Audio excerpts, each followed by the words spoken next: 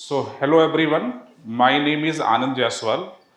By passion, I am a physics teacher, and by profession, I am founder director of Mentors EduServe. So, I firmly believe this statement, not now, from my childhood, that education is the most powerful weapon which you can use to change the world. बचपन से मुझे ये coat पसंद आया और मैंने observe भी किया कि अगर एजुकेशन आपकी अच्छी होती है, अगर आप एडुकेशनली अच्छा कर पाते हैं, तो आप पहले अपनी लाइफ चेंज कर सकते हैं, अपने परिवार की लाइफ चेंज कर सकते हैं और फिर आने वाले दिनों में आपके अराउंड जो वर्ल्ड है, उसकी लाइफ भी आप चेंज कर सकते हैं। और ऐसे बहुत सारे एग्जाम्पल आपको दिख जाएंगे अपने अराउंड। जैसे सुंदर पिच्चई को अगर आप देखें तो आपने सुना होगा कि उनका जो जन्म हुआ था बहुत साधारण परिवार में हुआ था, लेकिन पढ़ाई करके आईआईटी खड़गपुर से उन्होंने पढ़ाई की और उस मुकाम पे पहुंचे जहां पहुंचना हर बच्चे का सपना होता है, हर पेरेंट का सपना होता है कि उनका बच्चा वहां पे पहुंचे। ऐसे ही एपीजे अब्दुल कलाम, उनका नाम किसी ने नहीं सुना है। काफ़ी हम्बल फैमिली में वो भी जन्म लिया उन्होंने और अपनी पढ़ाई अच्छे से की और पढ़ाई के दम पे उन्होंने इंजीनियरिंग किया। पहले बहुत सारे इनोवेशन लाए उन्होंने, स्पेशली मिसाइल के क्षेत्र में, और मिसाइल मैन ऑफ इंडिया कहलाए। फिर उनको प्रेसिडेंट ऑफ इंडिया भी बनने का मौका मिला। तो ये एजुकेशन का पावर है जिससे कि आप अपने वर्ल्ड को चेंज कर सकते हैं, अपने अराउंड के जो वर्ल्ड है उसको आप चेंज कर सकते हैं। काफ़ी बार मैं खुद देखता हूँ एज अ टीचर, बहुत सारे बच्चे मेरे से मिलने आते हैं और जब वो पढ़ने आते हैं तो साइकिल से पढ़ने आते हैं, और वो भी ऐसा नहीं कि ब्रांड न्यू साइकिल हो, पुरानी साइकिल से बच्चा पढ़ने आ रहा है चप्पल पहने हुए। और वही 2 साल के एजुकेशन के बाद वो एक अच्छे आईआईटी में जाके पढ़ता है, आईआईटी दिल्ली में, आईआईटी मुंबई में। फिर वो एक अच्छे जगह जॉब करता है एमएनसीज में, और फिर जब वही बच्चा बाद में मिलने आता है तो मैं देखता हूं कि वो एक लग्जरी कार में मेरे से मिलने आ रहा है। तो ये एजुकेशन की वजह से ये चेंज उसके लाइफ में आ सकता है। तो जो भी मुझे सुन रहे हैं उनको मैं ये कहना चाहूंगा कि एजुकेशन में आप ध्यान दीजिए एज अ स्टूडेंट, और अगर आप एजुकेशन अच्छा करते हैं तो आपके लाइफ को वो चेंज कर सकता है पॉजिटिव सेंस में। काफी सारे पेरेंट्स को मैं बोलना चाहूंगा कि आप अपने बच्चे की पढ़ाई पे स्पेंड कीजिए। अगर वो अच्छी पढ़ाई कर लेता है तो वैसे केस में बहुत अच्छी लाइफ उस बच्चे की हो सकती है और वो बहुत कुछ अचीव कर सकता है। काफी केस में मैंने देखा है कि बच्चे पढ़ाई में अगर अच्छे नहीं हैं तो पेरेंट्स उस पर ध्यान देना कम कर देते हैं या छोड़ देते हैं। घर में ही 2 बच्चे हैं, एक पढ़ने में तेज, उस पर ज्यादा ध्यान दे रहे हैं, ज्यादा स्पेंड कर रहे हैं, जो कमजोर उसको छोड़ देते हैं। लेकिन मेरा मानना है कि कोई बच्चा कमजोर नहीं होता।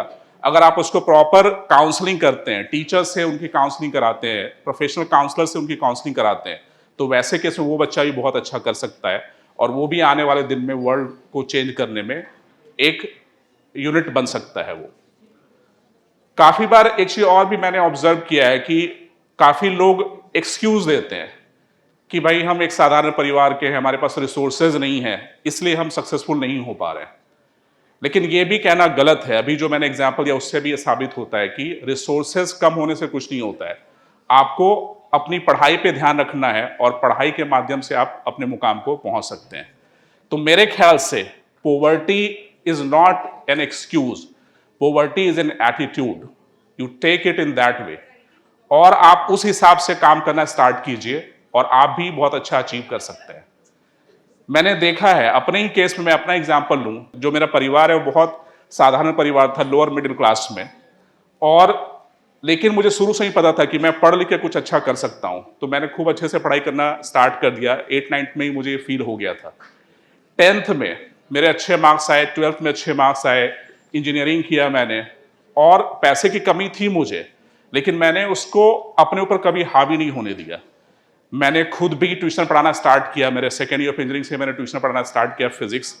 फिर मैं उसको आगे जाके अपने करियर में कन्वर्ट किया और दिल्ली में पढ़ाया मैंने, कोटा में पढ़ाया, हैदराबाद में पढ़ाया। फिर अभी एक ऑर्गेनाइजेशन में इस्टेब्लिश कर चुका हूँ, 11 साल से ऑर्गेनाइजेशन चल रहा है और मैंने 10,000 लोगों को एम्प्लॉयमेंट दिया है पिछले 11 साल में, और 50,000 बच्चों को इंजीनियरिंग और मेंटल, जो इंजीनियरिंग का एंट्रेंस एग्जाम है और मेडिकल एंट्रेंस एग्जाम है, उसमें क्वालिफाई करने में हेल्प किया है उनको। और ये जब मैं कर सकता हूं तो आप भी कर सकते हैं। आर्थिक निर्धनता अगर है तो भी आप फाइट कर सकते हैं और लाइफ में कुछ अचीव कर सकते हैं। मुझे याद है कि जब मैं दिल्ली आ रहा था अपना एजुकेशन पूरा करके, तो मुझे 2,500 अपने दोस्त से लेना पड़ा था उधार। और अभी रिसेंटली पिछले साल एक कंपनी हमारी कंपनी को एक्वायर करना चाहती थी और उसने 200 करोड़ रुपए का ऑफर मुझे किया था। टू बी प्रिसाइज 216 करोड़ मुझे ऑफर किया गया था। लेकिन मैंने अपने सपने को जारी रखा है और मैं कुछ और बड़ा करना चाहता हूं, इसलिए मैंने उस डायरेक्शन में डिसीजन नहीं लिया। तो जब मेरे जैसा आदमी -2500 से 200 करोड़ की कंपनी बना सकता है, तो आप क्यों नहीं बना सकते? तो आप सब में पोटेंशियल है। You recognise that poverty is an attitude, it should not be an excuse. मेरा एक चीज और भी मानना है कि जो आपका पैशन है उसको आप प्रोफेशन बनाएं। उसका बहुत बड़ा एडवांटेज होता है। जो आपका पैशन है, जैसे मेरा पैशन फिजिक्स था, मैंने उसी को अपना प्रोफेशन बना दिया। इससे एक सबसे बड़ा एडवांटेज क्या होता है कि आप अगर पैशन को प्रोफेशन बना रहे हैं तो ये आपके लिए बहुत इजी गोइंग काम होता है। आप उस काम को करके थकेंगे नहीं, उस काम को आप लॉन्ग आवर्स तक कर पाएंगे। ये बहुत हद तक सांस लेने जैसा होता है। जैसे हम जब सांस लेते हैं तो क्या हमें एफर्ट करना पड़ता है? तो अगर आप पैशन को प्रोफेशन बनाएंगे तो आपका जो काम होगा एफर्टलेस होगा। और मैं बोलता भी हूं कि ब्रीथ ड्रीम्स लाइक एयर। तो आप आसानी से वो काम को कर पाएंगे, इंटरेस्ट से वो काम को कर पाएंगे। लेकिन आपको अपने पैशन को आइडेंटिफाई करना पड़ेगा और अर्ली एज में अगर आप आइडेंटिफाई कर ले तो उस पर आप वर्क भी कर सकते हैं। मेरे टाइम में रिसोर्सेज की कमी होती थी, लेकिन आज रिसोर्सेज बहुत हैं। आप उन रिसोर्सेज को यूज करके, इंटरनेट पे जो ऑथेंटिक रिसोर्सेज को यूज करके अपने पैशन को बढ़ा सकते हैं, पढ़ाई लिखाई में आगे बढ़ सकते हैं और अपने सपने को पूरा कर सकते हैं। मैंने देखा है बच्चों को अपने सपने को पूरा करते हुए अपने पैशन के माध्यम से, और ऐसे बहुत सारे एग्जाम्पल होंगे। MS धोनी के एग्जाम्पल हैं, जो क्रिकेट जब खेलते थे तो वैसे केस में उनका वो पैशन था, थकावट नहीं होती थी। लेकिन आपने MS धोनी वाली मूवी देखी होगी, जब उनको टिकट कलेक्टर का काम करना होता था और एक प्लेटफॉर्म से दूसरे प्लेटफॉर्म पर जाते थे तो थक जाते थे वो। यही है पैशन।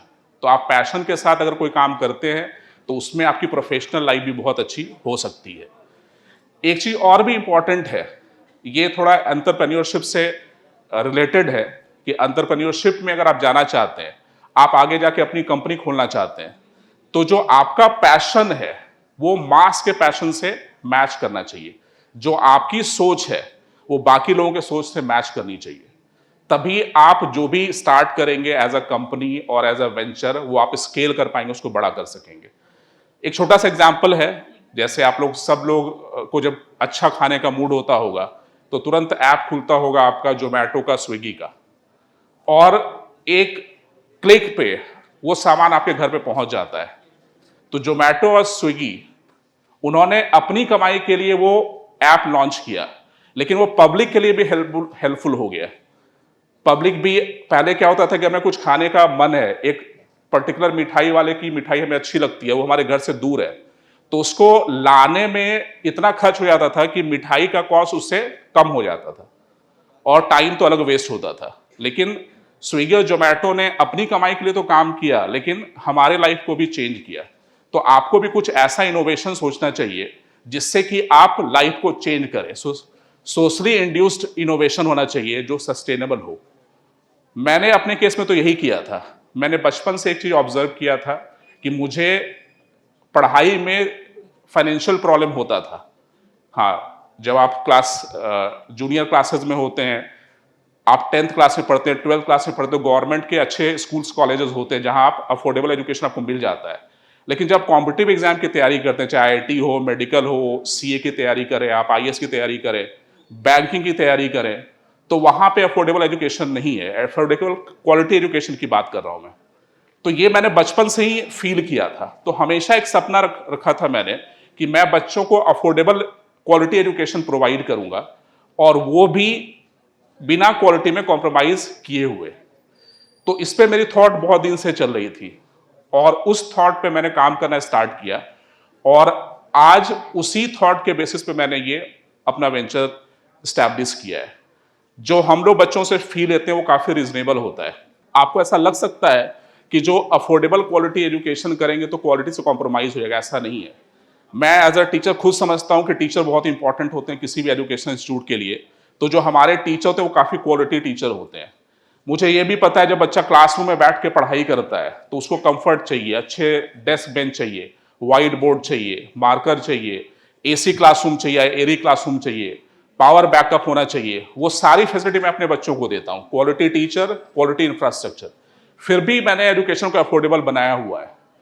आप सोच रहे हो कि कैसे बनाया होगा, तो मैं थोड़ा आपको बता सकता हूं। आप देखेंगे किसी भी बिजनेस का जो आजकल मेन कॉस्ट है वो एडवर्टाइजिंग में है। एजुकेशन में भी एडवर्टाइजमेंट आप देखेंगे तो बड़े बड़े फुल पेज आते हैं, है ना। बहुत सारे एजुकेशनल इंस्टीट्यूट ऐसे हैं जो कि सेलिब्रिटीज को अपना ब्रांड एम्बेसडर बनाया हुआ है।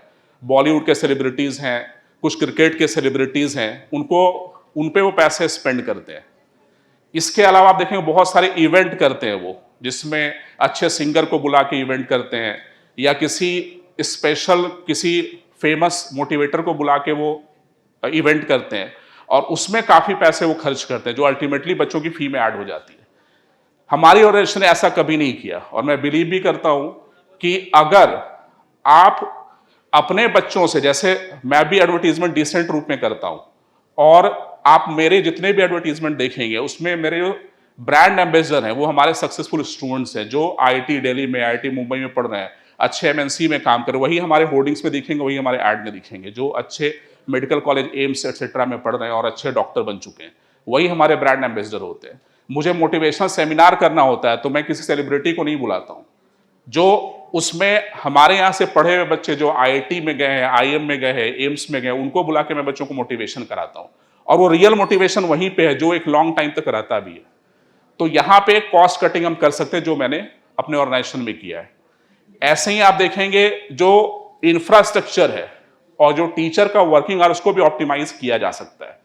मैंने प्रोफेशनल्स रखे हुए हैं जो आईआईटी, आईएम से हैं और बहुत सारे अच्छे मैनेजमेंट कॉलेजेस से हैं, या तो हमारे रोल पे है वो एज एम्प्लॉई या फिर वो कंसल्टेंट है। उनसे मैं प्लानिंग कराता हूँ कि लिमिटेड रूम्स में हम कैसे ज़्यादा बच्चों को पढ़ा पाएं, लिमिटेड टीचर्स में हम कैसे ज़्यादा अच्छा क्वालिटी एजुकेशन दे पाएं, और वहाँ पे कॉस्ट सेविंग किया जा सकता है।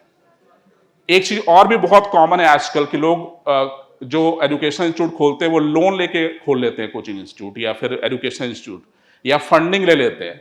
वहाँ पे फिर उनको इंटरेस्ट पे करना होता है, और इंटरेस्ट पे करेंगे तो उसका भी बोझ पेरेंट्स और बच्चों पे ही आएगा। हमारा जो ऑर्गेनाइजेशन है वो डेब्ट फ्री है, कोई लोन नहीं, कोई फंडिंग नहीं। हम अपने ही जो बच्चों से अर्निंग होती है वो बच्चों पे स्पेंड करते हैं और उसी से एक्सपेंशन भी करते हैं। तो ये कुछ ऐसी चीजें हैं जिससे आप एजुकेशन को अफोर्डेबल बना सकते हैं, क्वालिटी से कॉम्प्रोमाइज किए बिना। तो ऐसे बहुत सारी और भी चीजें हो सकती है जो किया जा सकता है, और सबसे इंपॉर्टेंट है कि बच्चों का जो सर्विसेज होता है, अगर बच्चों को ठीक से पढ़ाएं, उनका रिजल्ट अच्छा है, तो उन्हीं के मुंह से जो वर्ड ऑफ माउथ निकलेगा वही बहुत बड़ा चीज होता है, उसी से बहुत सारे बच्चे अट्रैक्ट हो जाते हैं। सो आई बिलीव ऑन दैट कि क्वालिटी अफोर्डेबल एजुकेशन पॉसिबल है। अगर हम ठीक से प्लानिंग करें तो बच्चों का फी कम किया जा सकता है।